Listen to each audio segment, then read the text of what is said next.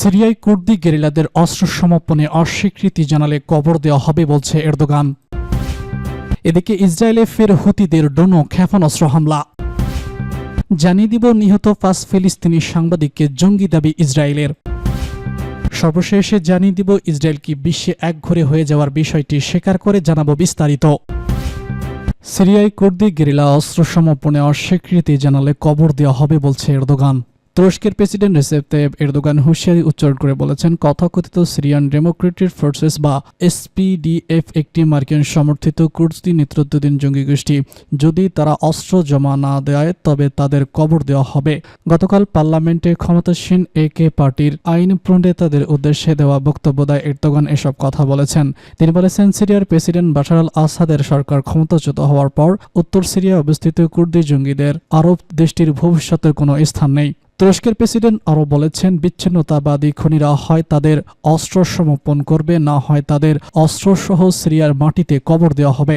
SDF হল প্রধানত কুর্দি গেরিলাদের আসাদ বিরোধী জোট, যার মেরুদণ্ড হল পিপুলস প্রোটেকশন ইউনিট বা ওআইপিজি। আঙ্কারা ওআইপিজি-কে একটি সন্ত্রাসী সংগঠন এবং নিষিদ্ধ কুর্দিস্তান ওয়ার্কার্স পার্টি বা পিকেকে এর সিরিয়ার শাখা হিসেবে দেখে থাকে। পিকেকে ১৯৮৪ সাল থেকে তুরস্কের অভ্যন্তরে একটি স্বায়ত্তশাসিত অঞ্চলের জন্য লড়াই করছে। এরদোগান তার বক্তব্যতায় আরও বলেছেন, আমরা সন্ত্রাসী সংগঠনকে নির্মূল করব যেটি আমাদের এবং আমাদের কুর্দি ভাই বোনদের মধ্যে রক্তের প্রাচীর তৈরি করার চেষ্টা করছে। বক্তব্যের অন্যত্র এরদোগান বলেছেন, তুরস্ক শীঘ্রই আলেপ্পোতে একটি কনস্যুলেট স্থাপন করবে এবং আগামী গ্রীষ্মে লক্ষ লক্ষ সিরিয়া অভিবাসী দেশে ফিরতে শুরু করবে। এজন্য আঙ্কারা সীমান্ত কার্যকলাপ বাড়ানোর আশা করছে।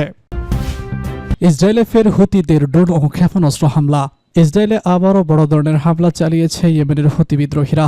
বুধবার ইসরায়েলের বাণিজ্যিক নগরী তেল আবিব এবং দক্ষিণাঞ্চলীয় শাসকেল শহরে একটি ব্লাস্টিক ক্ষেপণাস্ত্র ও 2টি ড্রোন হামলার দাবি করেছে তারা। এর কয়েকদিন আগে তেল আবিবে হুতিদের একটি হামলায় 16 জন হতাহত হয়েছিলেন। ইসরায়েলের সামরিক বাহিনী জানিয়েছে, ক্ষেপণাস্ত্রটি ইসরায়েলের সীমানায় প্রবেশের আগেই প্রতিহত করা হয়।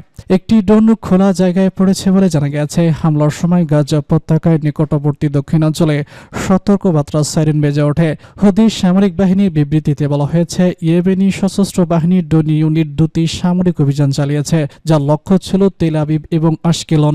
তারা আরও জানায়, ইয়েমেন হামলায় প্যালেস্টাইন 2 নামে এই ক্ষেপণাস্ত্র ব্যবহার করা হয়েছে।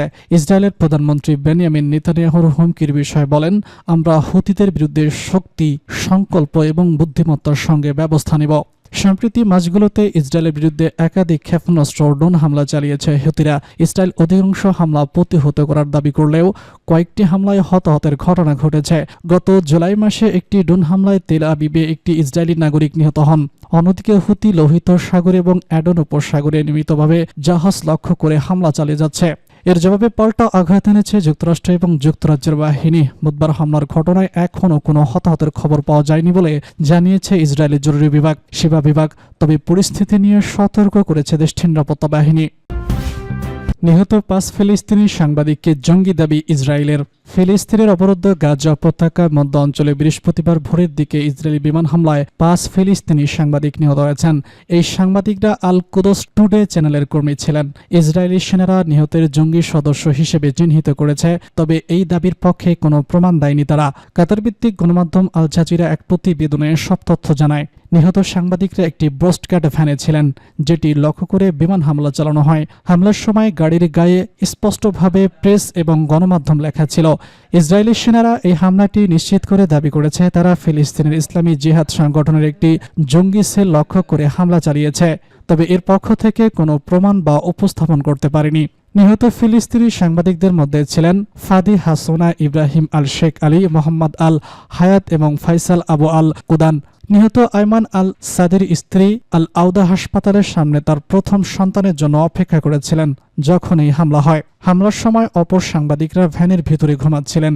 ইসরায়েলি বিমান বাহিনী ভোরের দিকে তাদের উপর আক্রমণ চালায়। হামলার একটি ভিডিওতে দেখা গেছে আগুন ধরে গেছে এবং গাড়ির পাশে প্রেস লেখা ছিল। এই হামলায় বিশ্বব্যাপী আলোচনা হয়েছে, বিশেষ করে সাংবাদিকদের বিরুদ্ধে এমন সহিংসতার প্রসঙ্গে। আন্তর্জাতিক মানবাধিকার সংগঠনগুলো এই ঘটনার তদন্ত দাবি করেছে এবং সাংবাদিকদের নিরাপত্তা নিয়ে উদ্বেগ প্রকাশ করেছে। ইসরায়েল কি বিশ্বে একঘরে হয়ে যাওয়ার বিষয়টি স্বীকার করে? জানাবো বিস্তারিত। অবরুদ্ধ গাজা উপত্যকার জনগণের বিরুদ্ধে সংঘটিত ধারাবাহিক অপরাধযজ্ঞের কারণে বিশ্ব একঘরে হয়ে যাওয়ার পর্যায়ে পড়েছে তেল আবিব সরকারের তীব্র সমালোচনা করেছে ইসরায়েলি গণমাধ্যম। গাজার জনগণের বিরুদ্ধে ইহুদিবাদী শাসক গোষ্ঠীর বর্বরচিত হামলায় 15 মাস পেরিয়ে গেছে।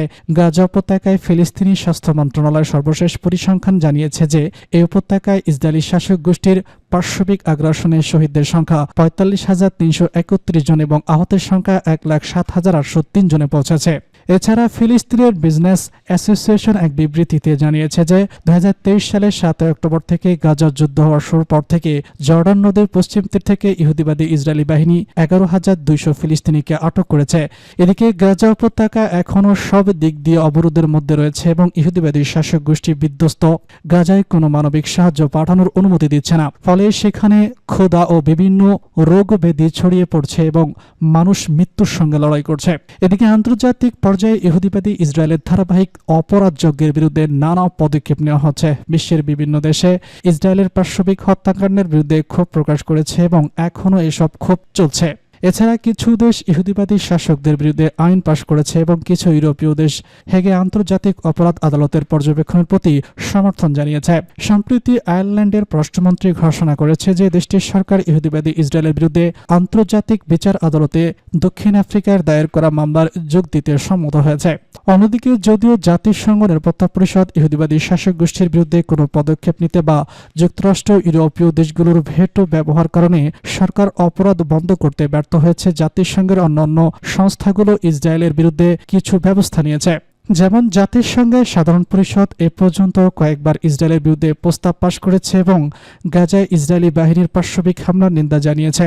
আন্তর্জাতিক অপরাধ আদালত যুদ্ধ অপরাধ, মানবতা বিরোধী অপরাধ এবং এহেনগারে অস্ত্র হিসেবে ব্যবহার করার অভিযোগে বেনিয়ামিন নেতানিয়াহু এবং ইহুদিবাদী সরকারের সাবেক যুদ্ধমন্ত্রী ইয়েভ গ্যালেন্টকে গ্রেপ্তারের নির্দেশ দিয়েছে। এছাড়া ইহুদিবাদী ইসরায়েলের একটি অংশ গাজার বিরুদ্ধে যুদ্ধ অব্যাহত রাখা এবং এই শাসক গোষ্ঠীর আন্তর্জাতিক বিচ্ছিন্নতার তীব্রতার সমালোচনা করেছে। ইহুদিবাদী ইসরায়েলের সংবাদপত্র এক প্রতিবেদনে তেল আবিব সরকারের বিরুদ্ধে নিষেধাজ্ঞা তীব্র হওয়ার মাত্রা বেড়ে যাওয়ার আন্তর্জাতিকভাবে এই শাসক গোষ্ঠীর একঘরে হয়ে পড়ার চিত্রকে ভয়ানক হিসেবে আখ্যায়িত করেছে। পত্রিকাটি আরও লিখেছে, এই পরিস্থিতির মাধ্যমে এটা প্রমাণ হয়েছে যে ফিলিস্তিনের প্রতি ইসরায়েলের নীতি এবং পদক্ষেপ, বিশেষ করে গাজায় জাতিগত নিধনের বিরুদ্ধে আন্তর্জাতিক বিরোধিতা এবং ক্ষোভ বেড়েই চলছে। কিছু ইহুদিবাদী গণমাধ্যম এর আগে লিখেছে যে ইসরায়েলের বিরুদ্ধে অপরাধ এবং আন্তর্জাতিক বয়কটের মাত্রা দিন দিন তীব্রতর হচ্ছে। একের পর এক বিমান সংস্থা বেনগুয়েন বিমানবন্দর ফ্লাইট বাতিল করছে এবং বিভিন্ন সরকার ইসরায়েলের কাছে অস্ত্র বিক্রি বন্ধ করে দিচ্ছে। প্রতিদিন আরও বেশি সংখ্যক শিল্পী ইসরায়েলে তাদের কনসার্ট বাতিল করছে। বিশ্ববিদ্যালয়ের সঙ্গে সহযোগিতামূলক প্রকল্প ছোট করা হচ্ছে এবং আন্তর্জাতিক অবকাঠামো নির্মাণ সংস্থাগুলো ইসরায়েলি প্রকল্পগুলো থেকে নিজেদের সরিয়ে নেওয়ার ব্যাপারে সিদ্ধান্ত নিচ্ছে।